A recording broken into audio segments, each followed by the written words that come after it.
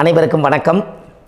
பாரம்பரிய திருவள்ளுவர் குலவம்சம் பிரசன்ன ஜோதிடர் சுப மாரிமுத்து திருப்பூரிலிருந்து இந்த பதிவு உங்களுக்காக. ஐயா வணக்கங்க ஐயா. வணக்கம் ஐயா. ஐயா இப்போது மக்கள் சார்பாக ஒரு கேள்வி இன்றைக்கி நான் கேட்கலான் இருக்கேன். கேளுங்க ஐயா. ஐயா அதாவது இந்த ஜாதகத்தில் முடக்கு இருக்கு, ஜாதகத்தையும் முடக்கிருச்சு, கண்டிப்பாக அதனால் வாழ்க்கையில் நிறைய பிரச்சனைகள் அப்படின்னு சொல்லி நிறைய பேர் கேட்குறாங்க. கண்டிப்பாங்க ஐயா. இந்த முடக்குங்கிறது என்னங்க ஐயா? அதற்கும் கர்மாவுக்கு ஏதாவது சம்மந்தம் இருக்காங்க ஐயா? ரொம்ப பற்றி சொன்னீங்கன்னா ரொம்ப உதவியாக இருக்குங்க. நல்ல கேள்விங்க ஐயா. இந்த கர்மாவே முதல்ல எங்கேருந்து வருது அப்படிங்கிறது தான் இப்போ நம்ம சொல்ல போகிறோம்.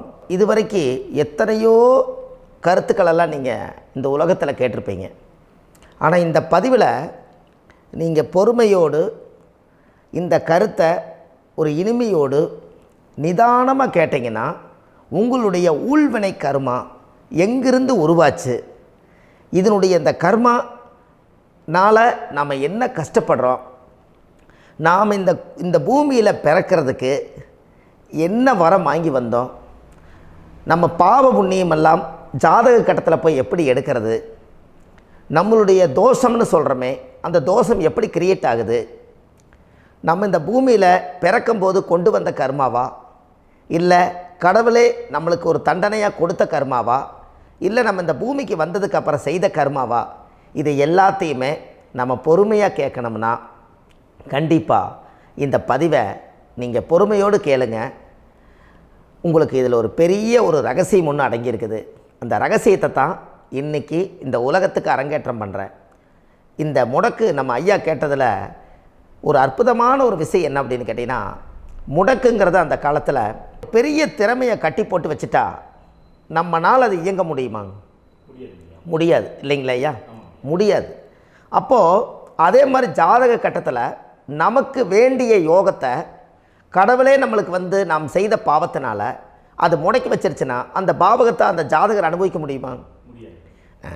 அனுபவிக்க முடியாது. அப்போது அந்த அனுபவிக்க முடியாமல் வெளி உலகத்தில் போய் நம்ம தேடி போன பிறவியில் செய்த பாவத்தை இந்த பிறவியில் நீங்கள் தேடி கண்டுபிடிச்சி வாழ்க்கையில் நீங்கள் எப்போ மேலுக்கு வர்றது?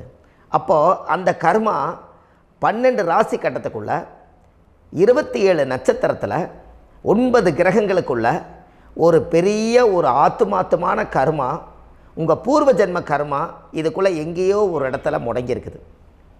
இந்த முடக்க மட்டும் உங்கள் ஜாதகத்தில் நீங்கள் கண்டுபிடிச்சிட்டிங்கன்னா ஹைலைட்டாக வாழ்கிறதுக்கு, இந்த உலகத்தில் சுதந்திரமான வாழ்க்கை வாழ்கிறதுக்கு ஒரு மிகப்பெரிய பொக்கிஷம் உங்கள் ஜாதகத்துக்குள்ளேயே இருக்குது. அப்போது அந்த ஜாதகத்துக்குள்ளே நாம் போன பிறவியில் நம்ம கர்மா நாம் என்ன செய்திருப்போன்னு உங்களுக்குள்ளே பெரிய குழப்பம் இருக்கும்.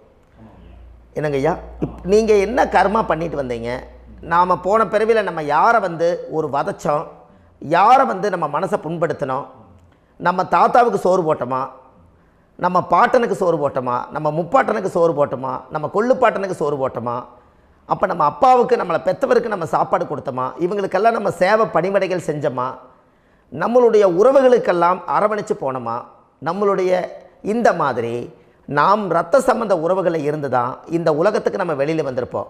அப்போது வெளியில் நீங்கள் நிற்கிறீங்க, அப்படியே மேலே போய் பார்த்தீங்கன்னா ஒரு 7 தலைமுறையில் ஒவ்வொருத்தரும் செய்த கர்மாவெல்லாம் நம்ம பிளட்டு ரிலேட்டிவாக இப்போ நீங்கள் கரண்ட்டில் இருக்கிறவங்க கிட்ட தான் டெபாசிட் பண்ணியிருக்கோம்.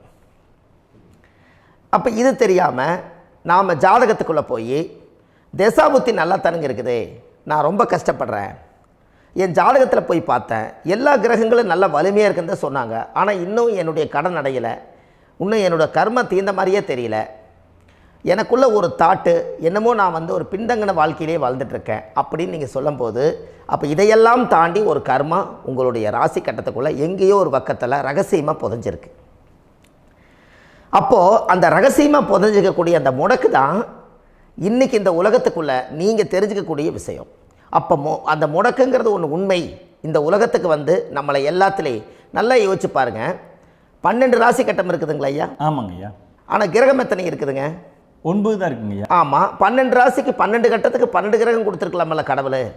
அப்போ ஏன் 3 கட்டத்தை மட்டும் எம்டி பண்ணி மீதி 9 கிரகத்தை வச்சுக்கிறாருன்னா, அப்போ நாம் செய்த 3 தலைமுறை கர்மாவுக்கு அது எந்த கட்டம் பிளாக் ஆகுதோ அந்த கட்டத்துக்குள்ளே ஏதோ ஒரு ரகசியம் இருக்கிறனால தானே எங்கேயோ ஒரு பக்கத்தில் நீங்கள் கண்டிப்பாக கர்மாவில் மாட்டுவீங்கிறது கடவுளே படைச்சு தானே இதை உருவாக்கியிருக்காரு. 12 ராசிக்கு 12 கட்டம் கொடுத்துருந்தா எங்கே நீங்கள் சுற்றி வந்தாலும் ஏதோ ஒரு வீட்டுக்குள்ளே போய் உட்காந்துக்கலாம். ஆனால் ஒரு வீடு சுத்தமாக இருக்குது, ஒரு வீட்டில் 4 கிரகம் இருக்குது, ஒரு வீட்டில் 3 கிரகம் இருக்குது, ஒரு வீட்டில் 5 கிரகம் இருக்குது, ஒரு 3 வீடு 4 வீடு காலியாக இருக்குது. அப்போ எங்கேயோ ஒரு ராசி கட்டத்துக்குள்ளேயே கடவுளுடைய கர்மா விளையாட்டு, அது ரகசிய விளையாட்டு தான். அப்போது இந்த இடத்துல தான் உங்கள் ஜாதகத்தில் முடக்கு இருக்குது.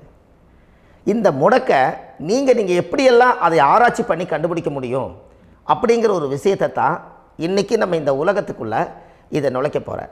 இப்போ அப்பா செய்த பாவம்னு ஒன்று இருக்குமில்லங்க ஐயா, நம்ம அறியாத வயசில் தெரியாதில்ல, அப்பா செய்த பாவம்னு இருக்கும். அப்பாவுடைய சொத்து பிள்ளைக்குத்தானா, அப்பாவுடைய பாவம் பிள்ளைக்குத்தானே, என்னங்க ஐயா? சரி, அப்போ தாத்தா இருக்கிறாரு, தாத்தாவுடைய கர்மா உயிர் எங்கே எழுதி வைக்கிறாருங்க? அப்போது மகனை விட்டுறாரு. அப்போ தாத்தா மாதிரியே முகம் இருக்குது, தாத்தா மாதிரியே அவருடைய நடை உடை பாவனை இருக்குது, அவர் தாத்தாவுடைய ஜீனு தான் அப்படின்னு இவர் சொல்லும்போது, அப்போ தாத்தாவுடைய சொத்து பேரனுக்கு சொந்தம்னா தாத்தாவுடைய பாவம் எங்கே போகுங்க? Very good. அப்போ அப்போது இந்த கர்மா எப்படி டிரான்ஸ்ஃபர் ஆகுதுன்னு உங்களுக்கு தெரியுதா? அப்போ நீங்கள் போன பிறவியில் அந்த தாத்தாவுடைய பேரனை நீங்கள் பிறக்கிறதுக்கு கர்மம் உங்களை செயல்பட வச்சுருக்குது. அதனால் நீங்கள் தாத்தாங்கிறீங்க. அதனால் அந்த கௌரவமாக எங்கள் தாத்தா சம்பாரித்த சொத்து நான் தான் அனுபவிக்கணுங்கிற விதியை நீங்கள் உருவாக்கிறீங்க. அப்போது இந்த ஜாதகத்தில் அந்த ஊழ்வினை தோஷந்தான் ஏதோ ஒரு வழியில் உங்களை கர்மாவை செயல்படுத்துது. அதனால தான் இந்த ஜாதகத்தில் எந்த ஒரு முடக்கை எடுக்கிறதா இருந்தாலும் சூரியன் என்ற நட்சத்திரம் எதுவோ அந்த நட்சத்திரத்துக்கு எந்த வீடு முடக்காகுதோ அங்கே தான் உங்களுடைய கர்மா ஒளிஞ்சிருக்கும். இதுதான் உங்களுடைய பெரிய ஒரு பொக்கிஷமான ரகசியம்.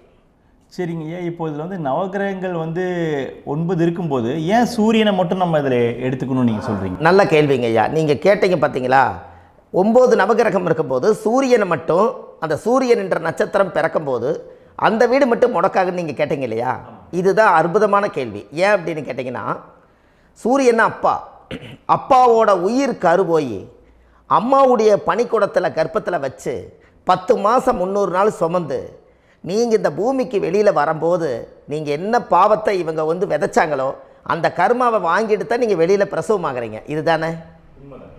அப்போ சூரியன் என்ற நட்சத்திரம், அந்த சூரியனுங்கிறது உயிர் கருவல்லவா, அப்பாவுடைய உயிரணுக்கள் அம்மாவுடைய கருவிக்குள்ளே போய் நாம் குழந்தை வடிவத்தில் இருந்து 300 நாள் பாவ உண்ணீத்த பதிவில் ஏட்டு எழுதி ஒரு ஜாதகத்தை கையில் கொடுத்து பிறந்த உடனே உங்களுக்கு ஒரு ஏட்டை பெரட்டி நீ இப்படித்தான் விதி, இனிமேல் இப்படித்தான் நீ வாழணும்னு சொல்லி உங்கள் கர்மாவை நீங்கள் கர்மாவோடு தானே வெளியில் பிறக்கிறீங்க.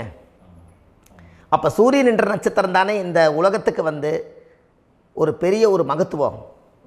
இப்போ பாருங்கள், விடிய வரைக்கும் நம்ம முழிச்சிட்ருக்குறோம், காலையில் சூரிய உதயமானால் அவங்கவுங்க செயல்படுறோம். மீதி எல்லா கிரகங்களுக்குமே வெளிச்சத்தை கொடுக்கக்கூடிய சக்தி சூரியனுடைய பிம்ப ஒளிக்குத்தானே உண்டு, என்னங்க ஐயா? அதனால தான் மேசத்து உச்ச வீடுன்னு சொல்லி மேசத்தை உச்சம்னு சொல்லி சூரிய உச்சத்தை அங்கே தான் வச்சாங்க.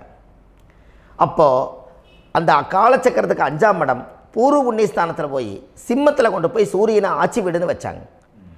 அப்போது சூரியனில் இருந்து தான் அந்த மையப்புள்ளி உருவாகுது. அப்போ உங்களுடைய ஜாதகத்தில் அந்த சூரியனாகப்பட்டவர் பிறக்கும்போது நீங்கள் உங்கள் ஜாதகத்தை நீங்கள் எடுத்துக்கங்க ஐயா. நீங்கள் இன்றைக்கே போய் கதவை திறந்து உங்கள் பெட்டியை திறந்து பீர்வாவுக்குள்ளே உங்களுடைய ஜாதகம் இருக்குது, அந்த ஜாதகத்தை எடுத்து ஜோதிடர்கிட்டையே நீங்கள் சந்தேகம் கேட்குறக்கு முன்பு நீங்களே உங்களுடைய கர்ம பற்றி தெரிஞ்சுக்கிறதுக்கு இந்த பதிவில் உங்களுக்கு ஒரு ரகசியத்தை சொல்லித்தரேன். உங்கள் ஜாதகத்தில் இப்போ இது வரைக்கும் ராசி கட்டத்தை நீங்கள் பார்த்துருப்பீங்க, ஆனால் பாதசாரம்னு ஒன்று இருக்கும் இல்லைங்களா? ராசிக்கு பாதசாரம்னு ஒன்று இருக்கும். சூரியன் என்ன நட்சத்திரத்தில் இருக்குது, சந்திரன் என்ன நட்சத்திரத்தில் இருக்குது, செவ்வாய் என்ன நட்சத்திரத்தில் இருக்குது, புதன் என்ன நட்சத்திர காலில் நிற்குது, இதெல்லாமே அந்த சாரம் இல்லாத ஜோதிடம் சோரம் போய்விடும். அதனால் அந்த சாரத்தில் நிற்கிது பார்த்தீங்களா கிரகம், அதில் இப்போ நீங்கள் உங்களுடைய ராசி கட்டத்தை ஓப்பன் பண்ணுங்கள். இதில் ராசி கட்டத்தில் சூரியன் என்ற நட்சத்திரம்னு ஒன்று இருக்கும் இல்லைங்களா? அது எதுவாக வேணாலும் இருந்துட்டு போட்டோம், அந்த நட்சத்திரம் தான் நீங்கள் பிறக்கும்போது தாயுடைய கருவறைக்குள்ள கரு உருவான நட்சத்திரமே அதுதான். புரிஞ்சுங்களா ஐயா? பிறக்கும்போது நீங்கள் அந்த கருவுடைய நட்சத்திரம் அப்பா வந்து கருவை உருவாக்கி கர்மாவை விதைச்சது அந்த சூரியன் என்ற நட்சத்திரம் தான்.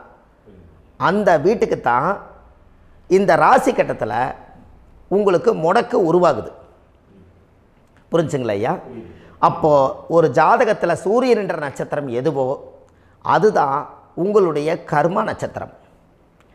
இப்போ நம்ம பிறக்காதுக்கு முன்னாடி அப்பா கட்டத்தில் அந்த கர்மா டெபாசிட் ஆகிருக்கும். அதை ட்ரான்ஸ்ஃபர் எப்படி பண்ணுறாரு? அவருக்கு ஒரு கல்யாணம் வச்சு அவர் குடும்ப வாழ்க்கையில் வாழ்ந்து நம்மளோட உயிர் கருவை கொண்டு போய் ஊராம் பொண்ணை கல்யாணம் பண்ணி பொண்டாட்டின்னு எடுத்துக்கொண்டு அந்த பொண்டாட்டிங்கிற உரிமையாகி இவருடைய உயிர் கரு உருவாகி வாரிசுகள் வெளியில் வருது. அதானங்க ஐயா? அப்போது அந்த சூரியன் என்ற நட்சத்திரம் தான் இந்த உலகத்தில் ஒரு பிரம்மாண்டமான நட்சத்திரம். இந்த நட்சத்திரம் உங்கள் மனசுக்குள்ளே ஏதாவது இருந்துச்சுன்னா உங்கள் வீட்டில் ஏதாவது ஒரு நல்ல விஷயங்கள் நீங்கள் பண்ணுறதா இருந்தால் அந்த கர்மா நட்சத்திரம் சூரியனுடைய நட்சத்திரம் இருக்குது பார்த்தீங்களா, அந்த நட்சத்திரத்தில் எந்த ஒரு சேவைகளும் செய்யக்கூடாது. அதுதான் கர்மா. அதை போய் நீங்கள் ஆக்டிவேட் பண்ணி விட்டீங்கன்னா அது முன்னோர்களை வந்து நீங்கள் வந்து தொந்தரவு பண்ண மாதிரி. அந்த கர்ம நட்சத்திரம் தான் உங்கள் வாழ்க்கையில் அது புதஞ்சிருக்கிறதா. இப்போ குழந்தை பிறந்தாலோ சீர் சீமந்தங்கள் நீங்கள் செய்கிறதாலோ கல்யாணம் முக்கிறதுனாலோ உங்கள் ஜென்ம நட்சத்திரத்தன்னைக்கு கல்யாணம் பண்ண வேண்டாம்னு சொல்லிக்கிறாங்கல்லங்க. உங்களுக்கு ஜென்ம நட்சத்திரத்துக்கு முன்னாடி உங்களை உருவாக்குன நட்சத்திரம் தான் ஜென்ம நட்சத்திரம்.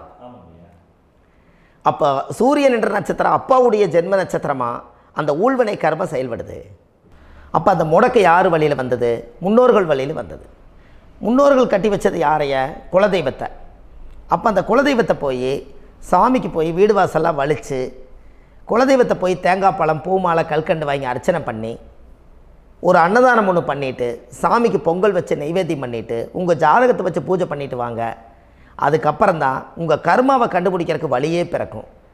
குலதெய்வத்தை வணங்காமல் கோவிந்தா கோவிந்தா என்று பல தெய்வத்தை வணங்கினாலும் பலனொன்றும் இல்லைன்னு அந்த காலத்தில் முன்னோர்கள் சொல்லி வச்சுக்கிறாங்களா இல்லைங்களா? அதனால் கண்டிப்பாக அதை கண்டுபிடிச்சி நீங்கள் அதுக்கு ஒரு நைவேத்தியம் பண்ணால் மட்டும்தான் முதல்ல உங்கள் 5ஆம் பாவம் முன்னோர்கள் அது வேலை செய்யும். குலதெய்வ ஆலயத்துக்கு போயிட்டு வாங்க. போயிட்டு வந்துட்டு இந்த கர்மவினை தோஷத்தை நிவர்த்தி பண்ணுறதுக்குண்டான சரியான பரிகாரத்தை நம்ம எடுப்போம். அப்போது உண்மையாலுமே ஒரு ராசி கட்டத்துக்குள்ளே இந்த மாதிரி ஒரு அந்த கர்ம தோஷம் இருப்பதனால இந்த கர்மா தோஷத்துக்கு அந்த முடக்க தோஷங்கிறத நீங்கள் எடுத்து அதை கண்டுபிடிச்சி அந்த சூரியன் என்ற நட்சத்திரம் எந்த ராசி கட்டத்தில் போய் முடக்காயிருக்குதோ அந்த முடக்கு எந்த பாவகம் வந்து நம்மளுக்கு லாக் ஆகிருக்குதோ அந்த பாவகத்துக்கு உண்டான பரிகாரங்கள் அதுக்குரிய ஸ்தலங்கள் அந்த கோவில்களில் போய் சுவாமிக்கு தேங்காய் பழம் பூமாலை கல்கண்டு வாங்கி அர்ச்சனை பண்ணி நீங்கள் அந்த கோவிலுக்குள்ளே போய் உட்காந்து சாமி கும்பிட்டு வந்தீங்கன்னா உங்களுடைய ஜாதகத்தில் இருக்கக்கூடிய அந்த முடக்கு தோசை நீங்கி வாழ்க்கையில் நீங்கள் எதை சாதிக்க வந்தீங்களோ அந்த சாதனையை நீங்கள் சாதிச்சிட்ருப்பீங்க. புரிஞ்சுங்களா ஐயா? ஏன் அப்படின்னா அந்த முடக்கு நட்சத்திரத்துக்குள்ளே தான் ஒரு தோஷம் இருக்குது. இப்போ அந்த காலத்தில் பாருங்கள் ஐயா, முன்னோர்கள் எல்லாம் நிறைய பேர் கோவில் கட்டி வச்சுட்டு போயிருக்காங்களா இல்லைங்களா? இந்த கோவில் எதுக்காக கட்டி வச்சுக்கிறாங்கன்னா அவங்க கட்டினவங்களுக்கும் அந்த முடக்கு தோஷம் இருந்திருக்குது. ராஜாக்கள் இருந்திருக்குது, மன்னர்கள் காலத்தில் இருந்திருக்குது, ஜமீன்தார் காலத்தில் இருந்திருக்குது.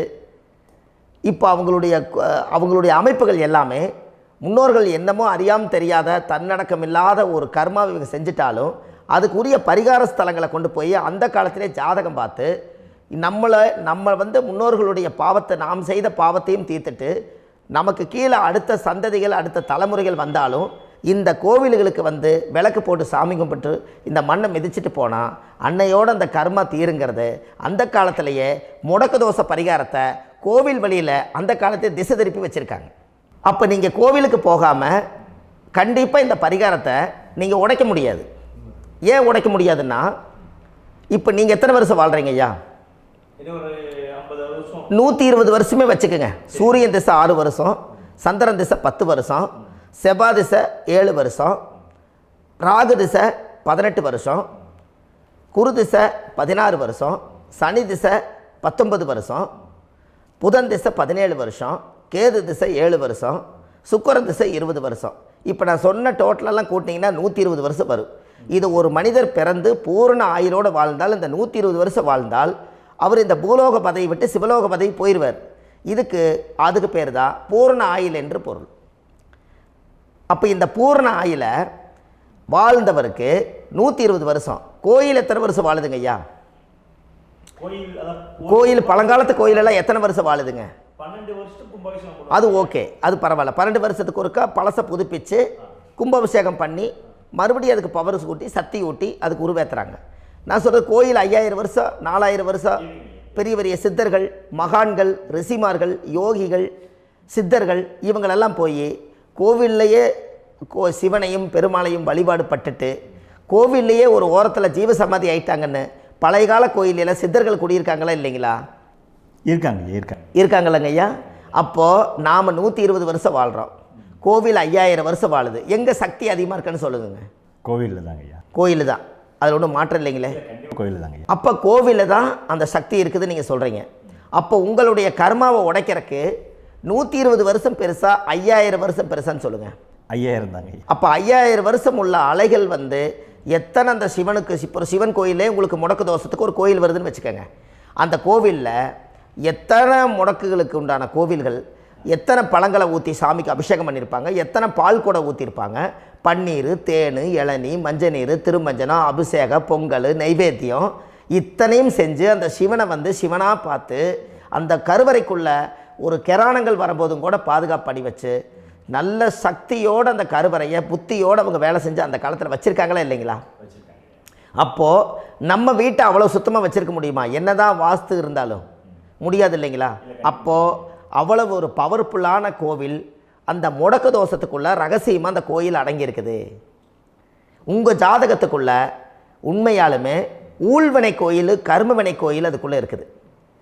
அந்த ஜாதகத்தை கணிச்சு பார்த்தா கரெக்டாக உங்களுடைய ஜாதகத்தில் அப்பாவுடைய கருவறையிலேருந்து உயிர் உருவாகிற நேரத்தில் இருந்து இப்போ வரைக்கும் நீங்கள் கரண்ட்டில் வாழ வரைக்கும் அந்த கர்ம கூட வர்றதை ஒரே ஒரு இடத்துல போனால் மட்டும்தான் விட்டுட்டு வர முடியும். அது எந்த வீடு அப்படின்னு கேட்டால் உங்களுக்கு வந்து அப்பாவுடைய கர்மா வழியில் போய் அந்த கோவில் பழையகால கோயில், பழையகால தெய்வங்கள், அந்த கோவில் தான் உங்கள் ஜாதகத்துக்குள்ள ரகசியமாக இருக்கும். அது ஏன் இந்த பதிவில் உங்களால் சொல்ல முடியாது அப்படின்னா, இந்த பதிவில் ஏன் உங்க சொல்ல முடியாதுன்னா உங்கள் ஜாதகம் தெரியாமல் என்ன கோயிலை நீங்கள் சொல்லுவீங்க? இப்போ பொதுவாக ஒரு நட்சத்திரத்துக்கு ஏதோ ஒரு கோவிலை அவங்க சொல்லி நீங்கள் போயிட்டு வர்றீங்கன்னு வச்சுக்கோங்க. ஆனால் அது வேலை செய்யலைன்னா நம்மளுக்கு என்னங்க இவ்வளோ கஷ்டப்பட்டு போய் அதை பலனடையிலேன்னு கேள்வி கேட்டக்கூடாது. உங்கள் ஜாதகத்தை நீங்கள் கொண்டாங்க, உங்கள் டேட் ஆஃப் பர்த் டயத்தை போட்டு ஜாதகத்தை கணிச்சு நீங்கள் சூரியன் என்ற நட்சத்திரத்துக்கு உங்களுடைய கர்மவினை கோவில் யார், உங்களுடைய முடக்கு யார், ஊழ்வனை தோஷத்துக்கு உண்டானவர் யார், தாய் வழி கர்மா யார், தந்தை வழி கர்மா எது, நீங்கள் பிறக்கும்போது வந்த கர்மா என்ன, இது எல்லாம் கணிக்காமல் பொதுவாக ஒரு கோயிலில் போய் நீங்கள் பாட்டுக்கு சாமி கும்பிட்டு வந்தால் பலன் எப்படி கிடைக்கும்? கண்டிப்பாக கிடைக்காதுங்க ஐயா. என்னங்க ஐயா? அது தெரிஞ்சு பண்ணாதான் சரியா? ஒரு டாக்டர்கிட்ட போகிறீங்க, என்னை அப்படியே ஸ்கேன் பண்ணி ஒரே ஒரு மாத்திரை கொடுங்கன்னு கேட்டால் டாக்டர் கொடுப்பாருங்களா? அவர் என்ன பிரச்சனை இருக்குதோ அதை முதல்ல கண்டுபிடிச்சி ஸ்கேன் பண்ணி பார்த்து ரிப்போர்ட் எடுத்து அது மூலியமாக தான் கொஞ்சம் எடுத்து ஐயா உங்களுக்கு இந்த பிரச்சனை, இதுக்கு தீர்வுக்கு இதுக்குண்டான மெடிசன், இது இப்படித்தான் சாப்பிடணும்னு அது முறையாக சொல்லி அந்த உயிர் வாழ வைக்கிறாரு டாக்டர். அவர் ஒரு தெய்வ வடிவத்தில்.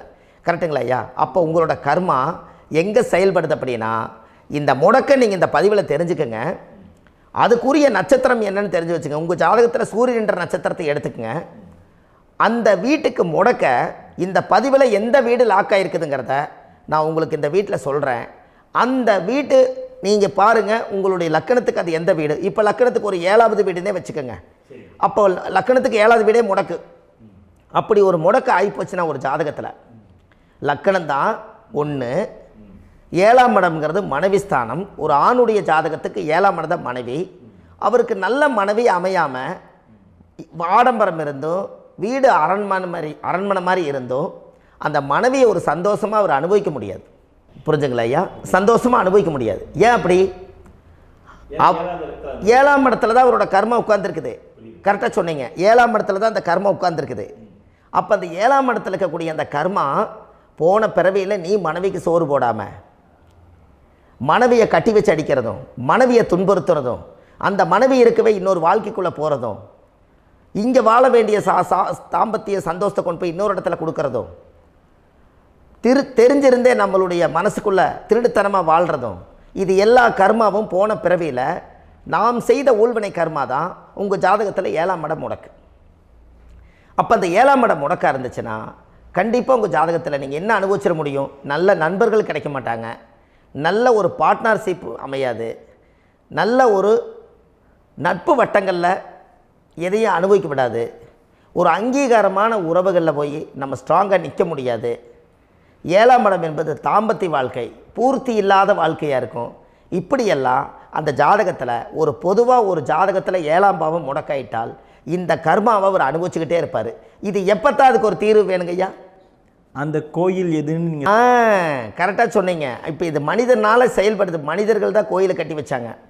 தெய்வத்தை விட ஒரு காலத்தில் மனிதர்களுக்கு மகிமை ஜாஸ்தி. ஏன்னா சாதாரண ஒரு மண் பூமியாக இருந்த இடத்த மனிதர்கள் தான் கோயில் கட்டி ஒரு மகிமைப்படுத்தி புண்ணியம் பண்ணி வச்சாங்க. மனிதர்களுக்கு சக்தி அதிகம்தான், ஆனால் பிரபஞ்சத்துக்கு அதை விட சக்தி அதிகம் அல்லவா? ஐயா, நீங்கள் கோவிலுக்கு போய் அந்த கர்மா உடைக்கிறதுக்கு கோவிலில் சக்தி இருக்குது, ரைட்டு. ஆனால் நம்ம வீட்டுக்கும் கோயிலுக்கும் ஒரு மிகப்பெரிய தொடர்பு என்னென்னா, அந்த கோயில் கட்டுறவங்க எல்லாமே பழைய காலத்து கோயிலெல்லாம் பாருங்கள், பஞ்சபூதத்தை வச்சு கட்டியிருப்பாங்க. பஞ்சபூதத்தை வச்சு தான் கட்டுவாங்க கோயில். அது உங்களுக்கு தெரியணும் இல்லைங்களா? பஞ்சபூதம்னா நீர், நெருப்பு, காற்று, பூமி, ஆகாயம்.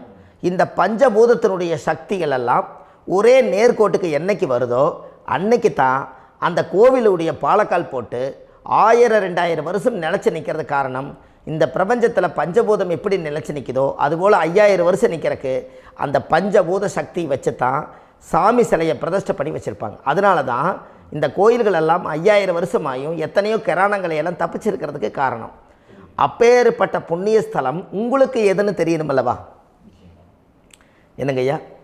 அப்பேற்பட்ட புண்ணிய ஸ்தலம் உங்களுக்கு எதுன்னு தெரிஞ்சால் தானே நீங்கள் போய் செய்ய முடியும், இல்லாட்டி கண்டிப்பாக தெரியாது. அப்போ இந்த முடக்கு தோஷத்தை கடவுள்கிட்ட கொண்டு போய் ஒப்படைக்கணும். நாம் பிறக்கும் போது கொண்டு வந்த கர்மாவை நாம் இருக்கும் காலத்தில் கொண்டு போய் இந்த கர்மாவை சுத்தப்படுத்தி, நீங்கள் பாவ ஆத்மாவை இந்த பூமியில் பிறந்து பூலோகத்தில் எல்லா புண்ணியத்தையும் செஞ்சுட்டு இந்த பூலோகத்தை விட்டு நீங்கள் போகும்போது புனித ஆத்மாவாக போகணுன்னா உங்கள் கர்மாவை கொண்டுட்டு போகாதீங்க, கர்மாவை நிவர்த்தி செய்யுங்க.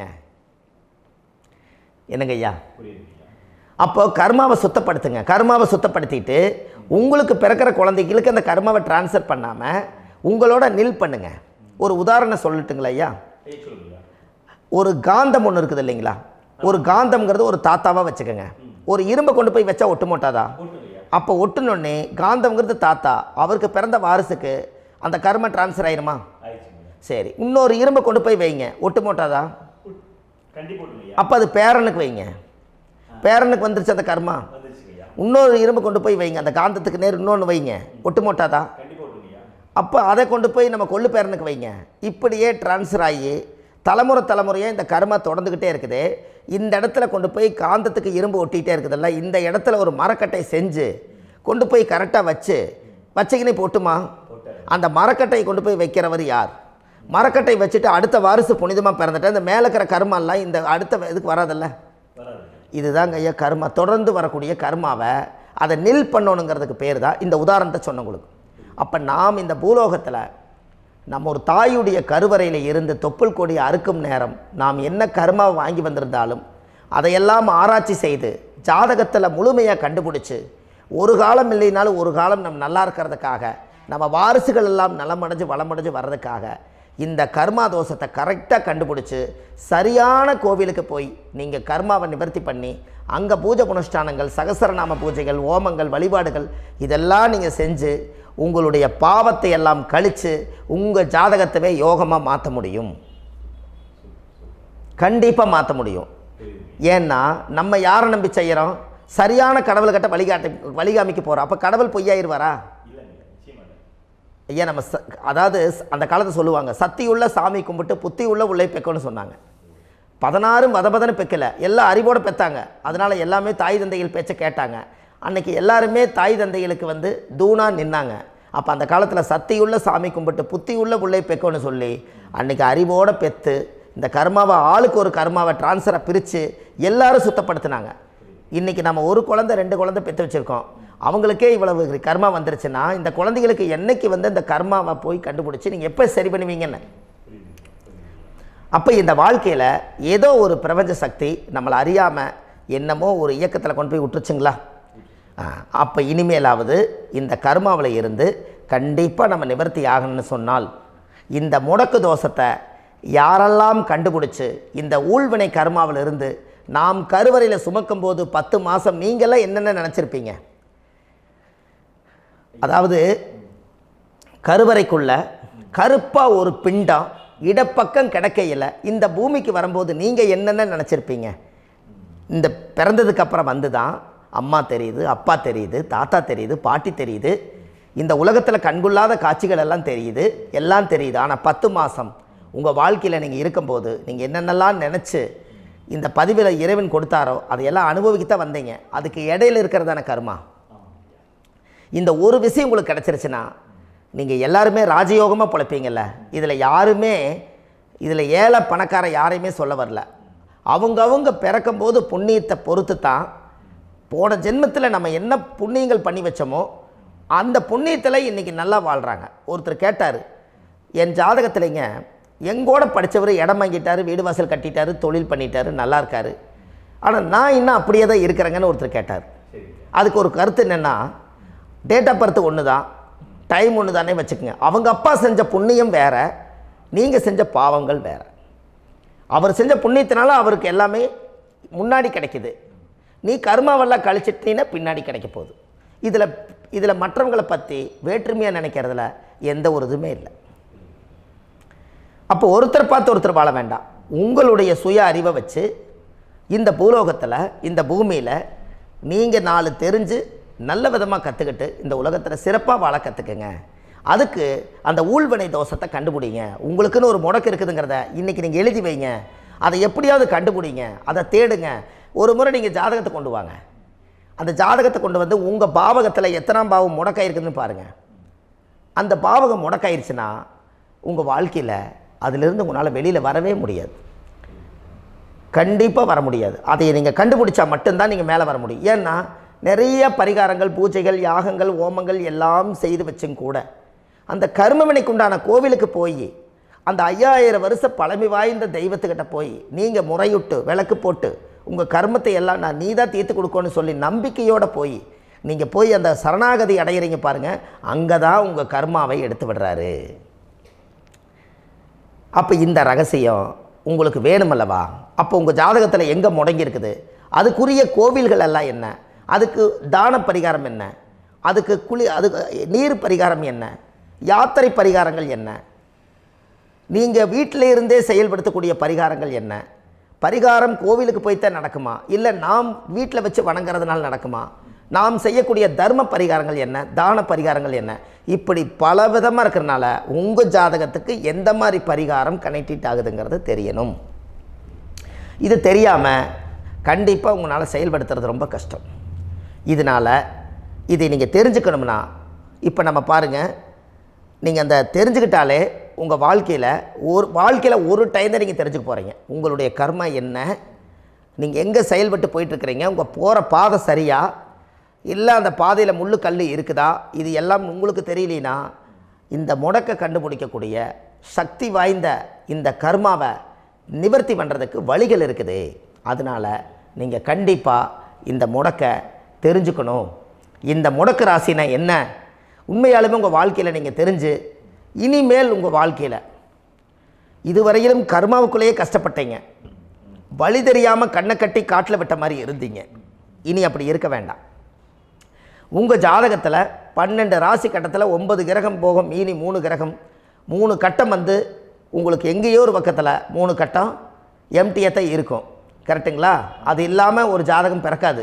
ஏன்னா 9 கிரகத்துக்கு 9 கணக்கு போட்டால் 3 கட்டம் எம்டியாக தான் நிற்குது. அந்த கட்டத்துக்குள்ளே எந்த நட்சத்திரத்தில், எந்த சாரத்தில், எத்தனாவது டிகிரியில், எத்தனாவது பாதசாரத்தில், எத்தனை வெகுளையில், எத்தனை செகண்டுக்குள்ளே இந்த கர்மா உள்ளே புகுந்து உங்களை செயல்படுத்துதுங்கிறத கண்டிப்பாக உங்கள் ஜாதகத்தை கொடுங்க. பார்த்து இந்த விஷயத்தை சொல்கிறேன், நீங்கள் அந்த இடத்துக்கு போய் நிவர்த்தி பண்ணிவிட்டு உங்கள் வாழ்க்கையில் கொஞ்சம் காலம் வாழ போகிறீங்க.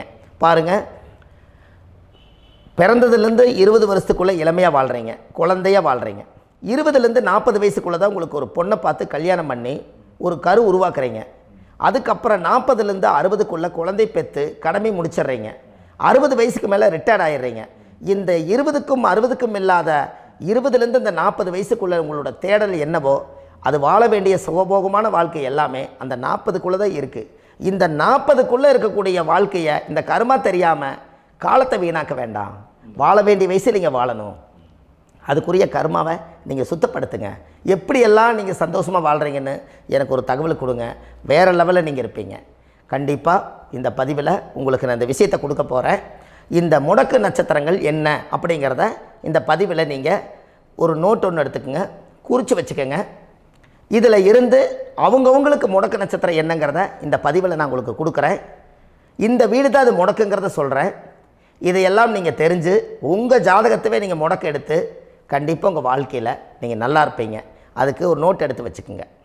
இது வரைக்கும் கர்மாவை பற்றி நம்ம பேசினோம்.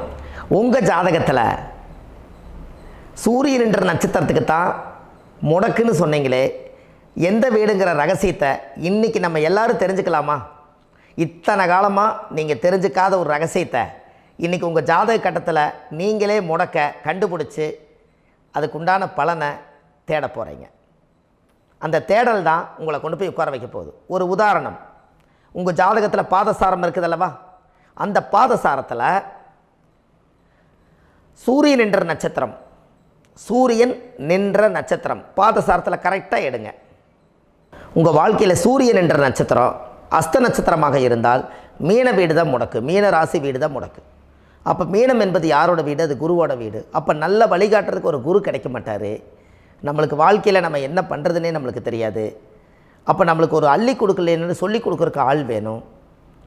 அப்போ நம்ம ஜாதகத்தில் முன்னோர்கள் அந்த காலத்தில் ஆசீர்வாதங்கள் எல்லாம் கொடுக்காமல் இருக்கிறதுக்கு நம்ம பிண்ட பூஜைகள், மோட்சம் கொடுக்கறதுக்கு உண்டான தர்ப்பணங்கள் இதெல்லாம் நம்ம கொடுக்காமல் விட்டுருப்போம். அந்த முன்னோர்களுக்கெல்லாம் நம்ம செய்யாமல் விட்டுருப்போம். பாட்டம் பாட்டியோட சாபபாவங்கள், அந்த காலத்தில் மண்ணவாரி தூத்துறது, மாறில் அடிக்கிறது, கோயில் குளத்தில் விழுந்துறது, அந்த மாதிரி ஏதாவது ஒரு சாப சத்தியங்கள் எல்லாம் குருமார்களுக்கு நீங்கள் கொடுத்துருந்தீங்கன்னா அந்த கர்மா தான் உங்களுக்கு மீன வீடு முடக்கு. அப்போ இந்த மீன வீடு முடக்க நீங்கள் சரிப்படுத்திட்டீங்கன்னா உங்கள் வாழ்க்கை ரொம்ப நல்லா இருக்குமே. அஸ்த நட்சத்திரத்தை இது வரைக்கும் நீங்கள் பார்த்தீங்க. அடுத்தது சித்திரை நட்சத்திரத்தை பற்றி அடுத்த பதிவில் நம்ம பார்ப்போம். நம்ம ஆன்லைன்லேயே ஜாதகம் பார்க்குறோம். உங்கள் date of birth, time, place கொடுத்தீங்கன்னா போதும். உங்களுக்கு ஜாதகத்தை கணிச்சு ஃபோன்லேயே உங்களுக்கு கர்ம ராசி கண்டுபிடிச்சி உங்களுக்கு உண்டான கர்ம பரிகாரத்தை சொல்லி உங்கள் வாழ்க்கையில் ஒரு வெளிச்சத்தை கொண்டு வர்றதுக்கு என்றைக்கும் உங்களுக்கு உறுதுணையாக இருப்பேன். நீங்கள் கண்டிப்பாக இந்த பதிவுகள் எல்லாம் இது உங்களுக்காகத்தான். இது அதிகாலை நேரத்தில் பிரம்ம முகூர்த்தத்தில் இந்த பதிவை உங்களுக்கு முழுமையாக சமர்ப்பணம் பண்ணுறேன். இதை கற்று, இதை வழி நடத்தி, இதைய எப்படியெல்லாம் இந்த முடக்கை கண்டுபிடிச்சி இப்படியெல்லாம் பேச வச்சு அழகு பார்க்க நம்ம முன்னோர்களுடைய ஆசீர்வாதமும், இந்த முடக்கை கண்டுபிடிச்ச குருமார்களும், அவங்களுடைய குடும்ப பாரம்பரிய வம்சாவளிகளும் எல்லாருமே நல்லா இருக்கணும். அதுக்காக இந்த நேரத்தில் நான் அடியேன் சுப மாரிமுத்தாக இருந்து திருப்பூர்லேருந்து இந்த பதிவை உங்களுக்கு நான் கொடுக்குறேன். கண்டிப்பாக இந்த முடக்கு கோயிலுக்கு, இந்த முடக்கு தோஷத்துக்கு உண்மையான பரிகாரங்கள், எளிமையான பரிகாரங்கள் நீங்களே வாழ்க்கையில் செஞ்சு ஆதிகால பரிகாரங்கள் உங்கள் மனசுக்குள்ளே இருக்குது. அதை செயல்படுத்தினா மட்டும் போதும், வாழ்க்கை எங்கேயோ போயிடும். கண்டிப்பாக ஒரு முறை உங்கள் ஜாதகத்தை அனுப்பி வைங்க, உங்களுக்கு நான் பார்த்து பலன் சொல்கிறேன்.